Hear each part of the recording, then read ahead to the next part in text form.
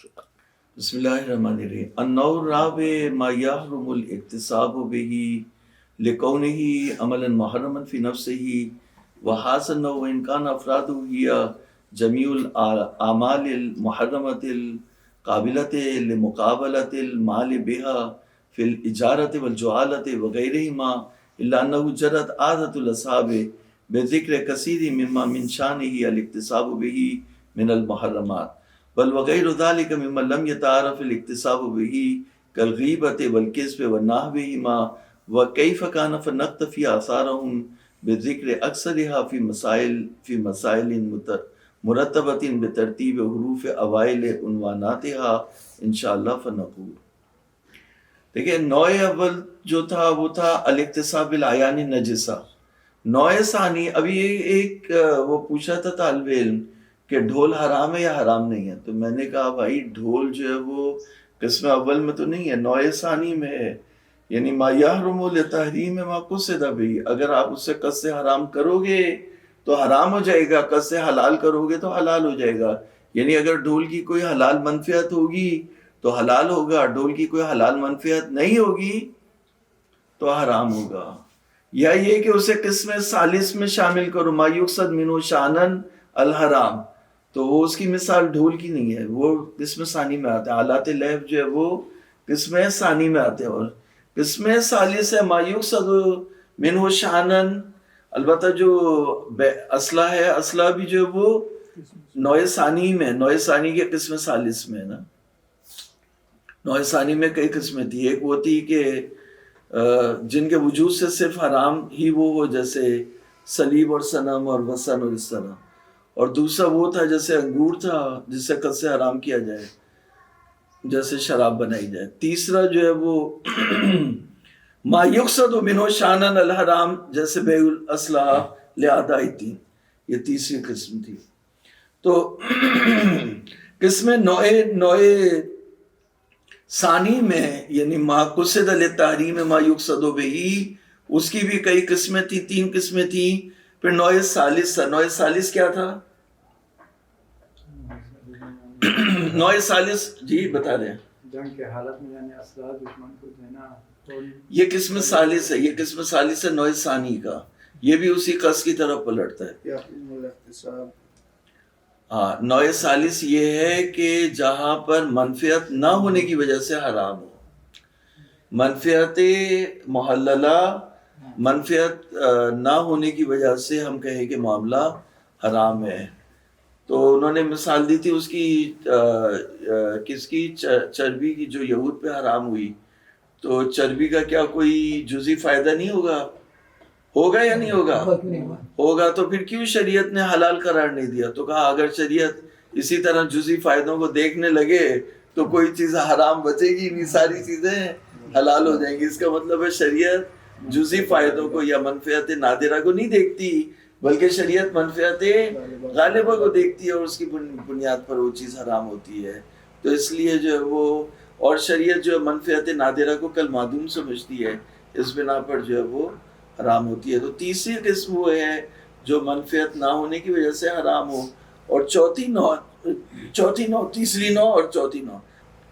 اور چوتھی نوع جو ہے وہ یہ ہے کہ انسان کوئی حرام کام انجام دے. اب جیسے وہ ایک میں نے پروگرام دیکھ رہا تھا کہ ایک آرٹسٹ بیٹھی بھی ہے اور وہ پروگرام کر رہی ہے. اچھا، اس کا کام کیا ہے؟ اس کا کام ہے ماڈلنگ کرنا، اپنے جسم کے حصوں کی نمائش کرنا، یہ اس کا کام ہے. کہہ رہی الحمدللہ بہت اچھا میرا بزنس چل رہا ہے، اور جو ہے وہ اللہ کے شکر سے جو ہے وہ سارے کام صحیح چل رہا ہے. تو اللہ تعالیٰ کا شکر بھی ادا کر رہی ہے. وہ جیسے بہت سے لوگ ناشکرے ہوتے ہیں اور وہ زبان سے کہتے ہیں نہیں ہم اللہ تعالیٰ کا شکر ادا کرتے ہیں، ہم تو روزانہ بولتے ہیں الحمدللہ، ہم تو روزانہ جو ہے شکر ادا کر رہے ہوتے ہیں. تو شکر زبان سے نہیں ہوتا، شکر دل سے ہوتا ہے. اگر تمہیں اللہ تعالیٰ نے لباس دیا تو پہنو، اگر کھانے کو دیا تو کھاؤ، کیوں دبا کے رکھا ہوا ہے؟ اگر تمہیں چیزیں دی، زندگی دی ہے، انجوائے کرو، خوش رہو. تو تم خوش ہی نہیں ہو، پھر کہہ رہے ہو کہ کیا ہم اللہ کا شکر ادا کرتے ہیں. اللہ کا شکر ادا کرتے ہیں ان کی شکلیں دوسری ہوتی ہیں، جو شکر ادا نہیں کرتے ان کی شکلیں دوسری ہوتی ہیں. تو بات یہ ہے کہ اب یہ شکر ادا کر رہی ہے اللہ تعالیٰ کا، اس کی جو وہ جو یہ کما رہی ہے پیسہ وہ حرام ہے. رسول اللہ صلی اللہ علیہ وآلہ وسلم نے فرمایا مہر الجاریت المغنیات سہتن. تو جو ناچ کے کما رہی ہے، ابھی تو مطلب برائی یہاں تک آ گئی کہ اسکول میں ڈانسنگ سکھائی جا رہی ہے ایز اے کلاس. تو کہا مہر الجاریت المغنیات سہتن. تو السہت و انواع الکثیرہ پڑھیں گے ابھی بعد میں. تو ابھی بات یہاں پر یہ ہے کہ کوئی عمل جو ہے فی نفس ہی حرام ہوتا ہے. اگر ایک عمل فی نفس ہی حرام ہے تو اس کے اوپر پیسہ کمانا بھی کیا ہے؟ حرام ہے. اگر ایک عمل فی نفس ہی حرام. البتہ اس میں کچھ لوگ وہاں پہ یہ کہتے ہیں کہ جیسے داڑھی رکھنا، داڑھی کو مونڈنا حرام ہے. تو اب آپ کسی کی آپ جو ہے وہ بن جائیں نائی اور کسی کی داڑھی مونڈیں تو وہ جائز ہے جائز نہیں ہے. تو ہمارے ہاں تو اشکال کرتے ہیں، لیکن مجھے اس میں بھی اشکال ہے، کیونکہ اگر ایک شخص جو ہے وہ خود اپنی داڑھی منڈوا رہا ہے تو آپ کو کیا اس میں وہ ہے؟ میں تو نہیں اس کی داڑھی مونڈ رہا. حرام میرے لیے تو اس وقت ہوگا نا کہ میں یعنی زبردستی اس کی داڑھی ہے اور اس کی داڑھی کو زبردستی میں مونڈوں، یا وہ داڑھی رکھنے آیا تھا میں کہوں نہیں اچھی نہیں لگ رہی آپ شیو کر لیں، جیسے وہ لائن دیتے ہیں تو مجھے لائن دے وہ کہ بھائی نہیں آپ شیو کر لیں. تو وہ تب تو بات سمجھ میں آ رہی ہے. لیکن اگر ایک شخص خود شیو کرنا چاہ رہا ہے تو وہ تو خود برا کر رہا ہے. جیسے وہ ایک شخص جو وہ شراب کی فیکٹری میں شراب بنانا چاہ رہا ہے تو اسے انگور سپلائی کرنا چاہیے یا نہیں سپلائی کرنا چاہیے. اب مثال کے طور پر فرض کر لیں، یہاں پہ میں دوسری بات سوال شروع کرتا ہوں کہ اگر ایک شخص جو ہے وہ اس طرح خریدنے کے لیے جائے کہ اس سے اپنی داڑھی مونڈے تو اسے اس طرح بیچنا چاہیے نہیں بیچنا چاہیے. تو اگر اسی سوچ کے اوپر جیسے انہوں نے فتویٰ دیا کہ داڑھی اس کی جو ہے وہ بنانا حرام ہے تو پھر جو اس طرح بیچنا بھی حرام ہے. پھر بلیڈ جو اتنے بلیڈ بیچے جاتے بنائے جاتے ہیں، ان کا بنانا بیچنا بھی کیا ہو جائے گا؟ یہ ایک ہی سوچ پہ چلے نا، آپ ایک ہی چینل پہ چلے. اگر حرام ہے تو پھر وہ بھی حرام ہے. ٹھیک ہے، تو یہ ہے بہرحال. تو اگر کوئی عمل فی نفس ہی حرام ہے تو اس کے اوپر پیسہ کمانا کیا ہے؟ حرام. ٹھیک ہے. تو انہوں نے آج جو پہلا وہ شروع کیا وہ ہے تدلیس الماشطہ. ماشطہ کہتے ہیں بیوٹیشن کو. تو بیوٹیشن جو ہے وہ کیا کرے کہ بوڑھی عورت کو جوان عورت بنا کے بٹھا دے. اب جو شادی کرنے آیا وہ سمجھے کہ بھئی یہ تو بہت ہی جوان ہے اور وہ شادی کر لے. بعد میں جب میک اپ اترا تو وہ بوڑھی تھی. تو اس نے کہا بھائی یہ کیا ہو گیا میرے ساتھ جو ہے وہ دھوکہ ہو گیا. تو دھوکہ کس نے دیا؟ بیوٹیشن نے. تو کہا بیوٹیشن کا جو پیسہ اس نے لیا وہ کیا ہے؟ حرام ہے. اب یہاں پہ جو ہے وہ یہ بہت زور لگا کے میں نے بات کی ہے، ورنہ اس طرح ہے نہیں. یعنی اس کی بعض صورتوں میں ہو سکتا ہے کہ ایسا ہو جیسے میں نے مثال دی، ورنہ زیادہ تر صورتوں میں بیوٹیشن کا کام ہوتا ہے کسی چیز کو اچھا بنانا، اچھا بنا کے پیش کرنا. تو اس کی خوبصورتی کو، اس کے حسن کو نکالنا اور اس کے چہرے پہ یا جسم میں جو کثافتیں ہیں ان کو دور کرنا. تو اس کا یہ کام نہیں ہوتا. یہ دھوکے بازی کرنا، یہ سب کرنا اس کا کام نہیں ہوتا. تو اس کے پیسے جو ہے وہ جائز ہیں. پھر یہاں پر جو 2-3 مسائل ہیں جو یہاں پہ میٹر کر رہے ہیں. ایک ہے بالوں کا لگانا. بال بھی 2 طرح کے ہوتے ہیں. ایک اس عورت کے بال اس عورت کو لگ جائے، اور ایک یہ کہ بکرے کے بال اس کو لگ جائے. تو اب اگر اس عورت کے بال اس کو لگ جائے تو یہ حرام ہے. کہہ رہے یہ حرام ہے. بعض صاحب نے کہا یہ حرام ہے. تو اس عورت کو اس عورت کے بال لگ جائے تو یہ کیوں حرام ہے بھائی؟ کیا مسئلہ ہو جائے گا؟ تو انہوں نے کہا کہ وہ عورت اس کے بال دیکھنا حرام تھے. تو اس کے بال دیکھنا حرام تھے جب اس کے لگے ہوئے تھے. جب اس نے کاٹ دیے یا نکال دیے اور پھر اب اس کے بال ہو گئے تو موضوع بدل گیا. جیسے مثال کے طور پر میرے بال تھے اور میں نے جو وہ بیوٹی پارلر میں جا کے ایک خاتون نے اپنے بال کٹوائے تو بال وہاں پہ گر گئے. تو اب اس کے تو نہیں رہے، وہ گئے کچرا کوڑے کے نظر ہو گئے. اب اگر کسی نے کوڑے سے اٹھا کے یا اٹھانے سے پہلے ان بالوں کو محفوظ کر لیا اور اسے کسی دوسری عورت کے لگا لیا تو اس میں کون سا حرام انجام پا گیا؟ تو یہ پہلے سے حرام سمجھتے تھے. یہ ایک مسئلہ ہے. دوسرا مسئلہ ہے وہ پہلے وہ لگاتے تھے کیا، ٹیٹو جیسے بنتا ہے نا ٹیٹو، جی جی اس طرح وہ ایک سوئی جو ہے وہ ڈالتے تھے، تو سوئی جاتی تھی اندر، تو اس جگہ پر وہ گرین کلر کا جو ہے وہ ابھی بھی عرب کرتے ہیں، گرین وہ ڈالتے تھے رنگ، تو اس سے وہ وہیں پہ پکا ہو جاتا تھا. تو وہ اسے کہتے ہیں وشم الخدود، یعنی خدود کو وشم کرنا. اس میں ایک سبز نقطہ جو ایجاد کرتے تھے، تو اس سبز کے مقابلے میں جو باقی ہوتا تھا وہ زیادہ سفید دکھائی دیتا تھا. تو یہ ایک ترکیب تھی جس سے وہ سفید بناتے تھے، تو وشم الخدود اسے کہتے تھے. تو یہ کرنا جو ہے وہ حرام ہے. تو حرام ہے، حرام نہیں ہے، حرام تو نہیں ہے، ایسا کرنا حرام تو نہیں ہے. تو ابھی اس کے اوپر جو ہے وہ بحث ہو رہی ہے. النوع الرابع مما ما يحرم الاکتساب به، حرام ہے جس سے پیسہ کمانا، لکونہ عملا محرما فی نفسہ، کیونکہ وہ اپنے اندر ایک حرام عمل ہے. وہذا النوع، اور یہ نوع، وإن كان افرادہ ہی جمیع الاعمال المحرمہ، وہ تمام کام، وہ تمام حرام کام جن کے اوپر پیسہ دیا جاتا ہو، القابلۃ لمقابلۃ المال بہا، تو جمیع الاعمال المحرمہ، تمام حرام کام، القابلۃ جو اس قابل ہیں، لمقابلۃ المال بہا، یعنی پیسہ ان کے اوپر، ان کاموں پہ پیسہ دیا جا رہا ہے، فی الاجارت، یا اجارے میں، یا جوالے میں، یا جیسے دوسری چیزوں میں. الا انہ جرت، مگر یہ کہ جاری ہوئی ہے عادت اصحاب، بذکر کثیر، بہت سارے، مما من شانہ الاکتساب بہ، بہت ساری ان چیزوں میں جس میں شانیت اکتساب ہے محرمات میں سے. بل وغیر ذالک، بلکہ اس کے علاوہ دوسرے محرمات کو بھی جو ہے وہ مقاصد محرمہ میں حرام مقاصد بتاتے بتاتے بتاتے مقاصد پیچھے رہ گئے، حرام کو لے کے آ گئے. تو حرام کو لے کے آ گئے. غیر ذالک، تو مما لم یتعارف الاکتساب بہ، یعنی رائج نہیں ہے کہ اس کے اوپر پیسہ کمایا جائے، جیسے غیبت کرنا یا جھوٹ بولنا. تو مقاصد محرمہ کا غیبت سے کیا تعلق ہے؟ مقاصد محرمہ کا جھوٹ بولنے سے کیا تعلق ہے؟ لیکن جھوٹ بھی بولا اور غیبت کی بحث کو بھی یہاں پر لے کر کے آئے. البتہ ہو سکتا ہے کہ کوئی شخص مجھے پیسے دے کے غیبت کرو، یا کوئی شخص مجھے پیسے دے کے جھوٹ بولو، لیکن تعارف نہیں رکھتا، یعنی رائج نہیں ہے. وَكَيْفَ كَانَ فَنَقْتَفِي آثَارَهُمْ بِذِكْرِ أَكْثَرِهَا فِي مسائل مرتبة بترتیب حروف اوائل عنواناتها انشاءاللہ فنقول، بس ہم جو ہے وہ ان کے آثار کے پیچھے چلیں گے، ان میں سے اکثر کو ذکر کریں گے ان مرتب مسائل پہ جو حروف الف با کے عنوان سے ہیں.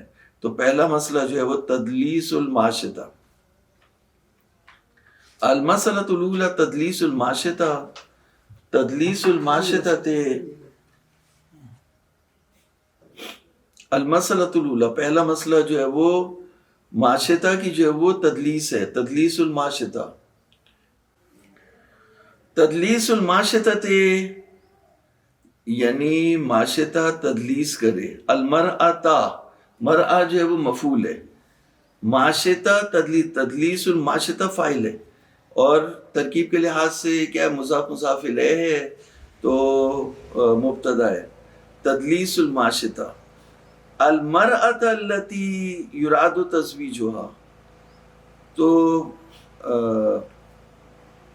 المرأہ جو ہے مفعول ہے کس کا؟ تدلیس کا، یعنی معاشطہ تدلیس کرے، چھپائے اس عورت کو، التی یراد تزویجها، جس کا ارادہ کیا گیا کہ اس کی شادی ہو جائے.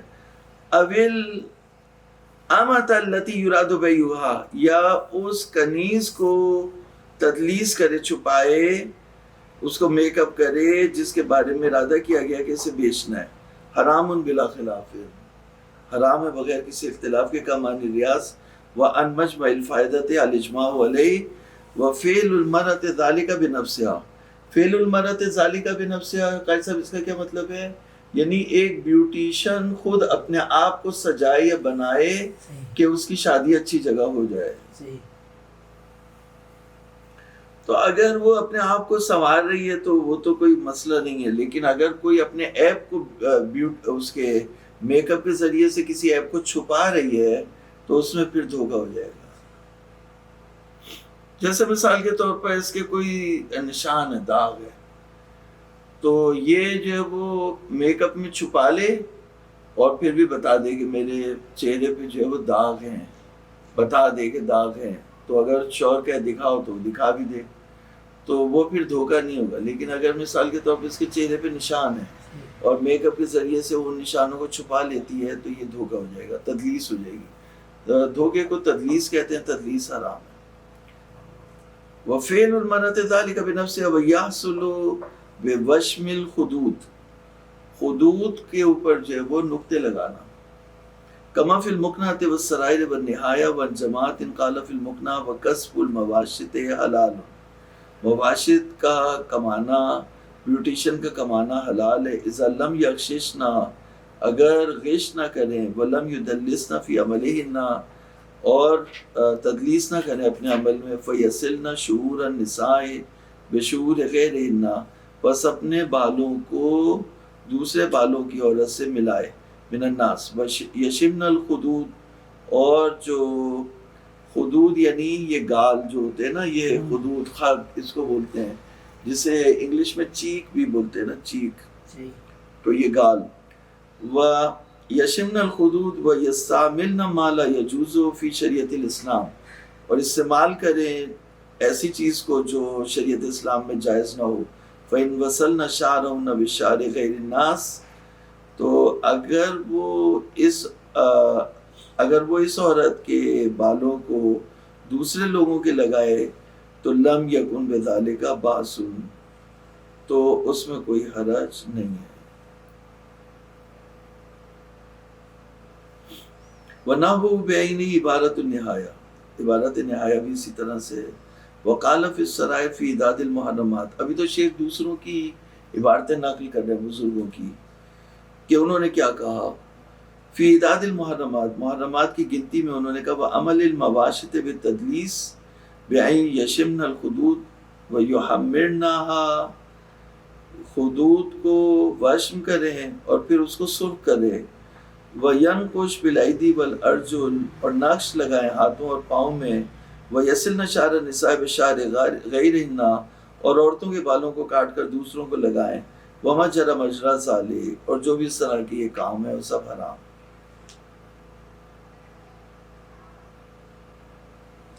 وحكي عنه عن الدروس وحاشية الارشاد وفي القواعد وشم الخدود من جملة التدليس التعامل.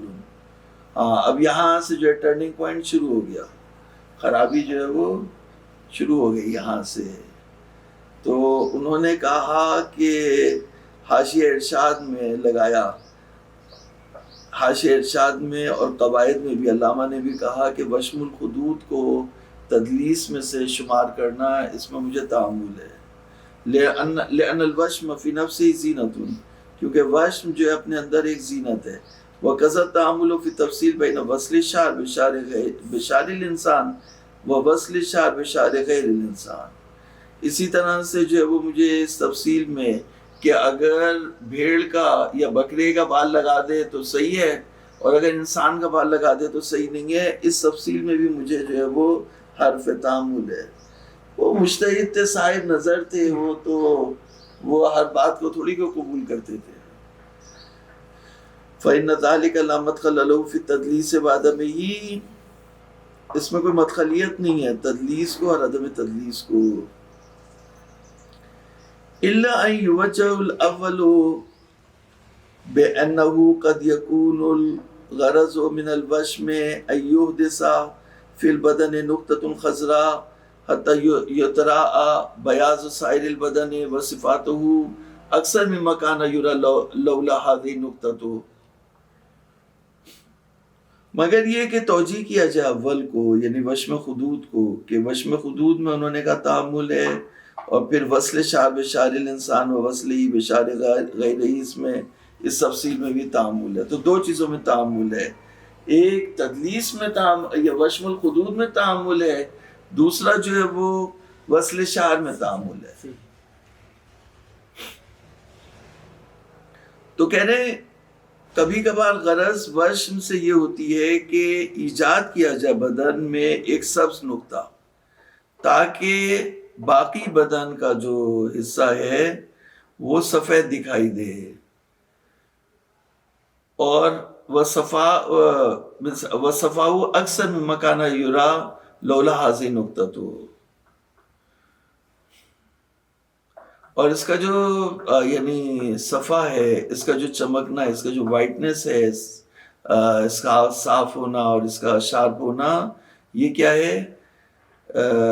اگر یہ نقطہ نہیں ہوتا تو لولا، اگر یہ نقطہ نہیں ہوتا یعنی یہ دکھا رہے ہیں کہ اگر یہ نقطہ نہیں ہوتا تو یہ زیادہ چمکتا، یعنی اگر یہ سبز نقطہ ایجاد نہیں کرتے تو اتنی سفیدی ایجاد نہیں ہوتی. وہی وجہ ثانی، اور دوسری توجہ یہ ہے کہ یہ عورت غیر عورت کے جو بال ہیں، شعر غیر المرأة لا یلتبس علی الشعر الاصلی للمرأة، جو بکرے کے بال اگر اس نے لگائے اپنے تو بکرے کے بال الگ رہیں گے، اس کے بال الگ رہیں گے. تو بأن شعر غیر المرأة لا یلتبس علی الشعر الاصلی للمرأة فلا یحصل التدلیس بہ، تو اس میں تدلیس حاصل نہیں ہوگی. اگر بکرے کے بال لگائے تو بکرے کے بال الگ رہیں گے، اس کے اپنے اصلی بال الگ رہیں گے، اس میں جو ہے وہ دھوکہ نہیں ہوگا. بخلاف الشعر المرأة، اس کے برخلاف اگر اس نے عورت کے بال لگائے تو اس میں دھوکہ ہو جائے گا. تو کیونکہ ایک صورت میں دھوکہ ہوگا اور ایک صورت میں دھوکہ نہیں ہوگا، تو اس لیے تفصیل دی کہ عورت کے بال عورت کو نہ لگائے بلکہ بکرے کے بال عورت کو لگا لے. اگر بکرے کے بال لگائے تو صحیح ہے، جائز ہے، کیونکہ اس میں تدلیس نہیں ہے. اور اگر عورت کے بال عورت کو لگا رہی ہے تو اس میں دھوکہ ہے، تدلیس ہے، تو یہ حرام ہے. وَكَيْفَ كَانَ، جس طرح سے بھی آپ کہے، وَكَيْفَ كَانَ يَظْهَرُ مِنْ بَعْضِ الْأَخْبَارِ الْمَنْ، یعنی فقط ایک یہاں پہ حذف ہو گیا، فقط يَظْهَرُ مِنْ بَعْضِ الْأَخْبَارِ الْمَنْ عَنِ الْوَشْمِ وَوَصْلِ الشَّعْرِ بِشَعْرِ الْغَارِ. تو کہنا ہے اخبار میں نقل ہوا ہے کہ وشم سے بھی منع کیا گیا ہے اور ایک بال کو دوسرے بال سے بھی لگانے سے منع کیا گیا. وَظَاهِرُهَا الْمَنْ وَلَوْ فِي غَيْرِ مَقَامِ التَّدْلِيسِ، اخبار میں تو اطلاق ہے، اخبار میں نہیں کہا کہ تدلیس کی صورت میں حرام ہے، اخبار میں یہ کہا کہ بطور مطلق حرام ہے، تدلیس ہو یا تدلیس نہ ہو. ففی مرسلۃ ابن عمیر ان رجل نبی عبد اللہ علیہ السلام قال دخلت معاشطۃ علی رسول اللہ صلی اللہ علیہ وآلہ وسلم، کہ مرسل ابن ابی عمیر میں ایک شخص سے آیا کہ وہ کہتے ہیں کہ امام جعفر صادق علیہ السلام سے حدیث ہے کہ ایک بیوٹیشن رسول اللہ صلی اللہ علیہ وآلہ وسلم کے پاس آئی اور اس نے آپ سے پوچھا کہ حل ترکتا، حضور نے اس سے پوچھا، فقال اللہ، حضور نے اس سے فرمایا، حل ترکتے عملک او اقمت علیہ، تم ابھی بھی بیوٹیشن کا کام کرتی ہو یا تم نے چھوڑ دیا؟ فقالت یا رسول اللہ انا عاملہ الا ان تنہانی ان، اس نے کہا یا رسول اللہ میں تو یہ کام کرتی ہوں مگر یہ کہ آپ منع کریں گے تو نہیں کرو گی. صحیح. فانتہی ان، فقال افعلی، تو حضور نے فرمایا کرتی رہو. فَإِذَا مَشَتْ فَلَا تُجَلِّ الْوَجْهَ بِالْخِرْقَةِ، اگر تم جب تم بیوٹیشن کا کام کر رہی ہو تو وہاں تم جو ہے وہ چہرے کو تم روئی سے صاف نہ کرو. صحیح. چہرے کو روئی سے صاف، کیونکہ روئی سے جب صاف کرتے ہیں تو اس میں جو وہ بال سب نکل جاتے ہیں، پورا چہرہ صاف ہوتا ہے. تو وہ کچھ اور بھی چیز لگاتے ہیں جس سے وہ روئی سے صاف کرتے ہیں، خرقہ یا کپڑا جو نرم کپڑے سے. تو فضا مشت فلا تجلی الوجہ بالخرقۃ، جسے ہم آج کی زبان میں تھریڈنگ کہہ سکتے ہیں، یعنی بالوں کا نکالنا. تو